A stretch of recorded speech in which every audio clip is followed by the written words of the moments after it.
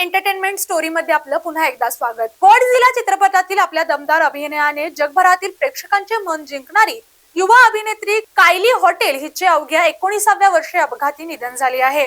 जन्मतः कर्णबधीर असतानाही आपल्या जिद्दीने तिने जागतिक चित्रपट सृष्टीत वेगळी ओळख निर्माण केली होती। काय होता तिचा प्रेरणादायी प्रवास जाणून घेऊया एसपी9 मराठी एंटरटेनमेंट स्पेशल स्टोरीज चंदेरी दुनियामध्ये। अमेरिकेतील मेरीलँड राज्यातील फेडरिक परिसरात 27 जुलै रोजी पहाटे कायलीच्या कारचा भीषण अपघात झाला। अपघातानंतर तिला तातडीने रुग्णालयात नेण्यात आले, मात्र उपचार सुरू असतानाच तिचे हृदय बंद पडले आणि डॉक्टरांनी तिला मृत घोषित केले। या अपघाताचा तपास स्थानिक पोलीस करत आहेत। कायली हॉटेलचा जन्म 1 मे 2007 रोजी अटलांटा जॉर्जिया येथे झाला। ती जन्मताच कर्णबधीर होती।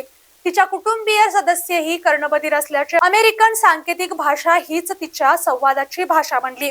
याच भाषेच्या माध्यमातून तिने अभिनयात स्वतःची वेगळी ओळख निर्माण केली। गॉडझिला वर्सेस कॉंग या सुपरहिट चित्रपटात कायलीने जिया या कर्णबधीर मुलीची भूमिका साकारली।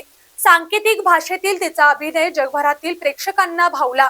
यानंतर Godzilla x Kong the New Empire मध्येही तिने हीच भूमिका साकारत आपली प्रतिभा पुन्हा सिद्ध केली। तिच्या उत्कृष्ट अभिनयासाठी तिला प्रतिष्ठित सॅटर्न अवॉर्ड मध्ये सर्वोत्कृष्ट युवा कलाकार या श्रेणीत नामांकन मिळाले आहे।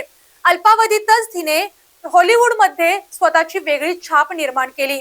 कायलीच्या निधनानंतर जगभरातील चाहते आणि चित्रपट सृष्टीतील कलाकारांनी सोशल मीडियावर शोक व्यक्त केला। तिच्या जिद्दीचा, सकारात्मक दृष्टिकोन आणि प्रेरणादायी प्रवासांचा अनेकांनी गौरव केला। जन्मतः आलेल्या मर्यादा कधीच स्वप्नांच्या आड येत नाहीत, हे कायली हॉटेलने आपल्या आयुष्यातून दाखवून दिले आहे।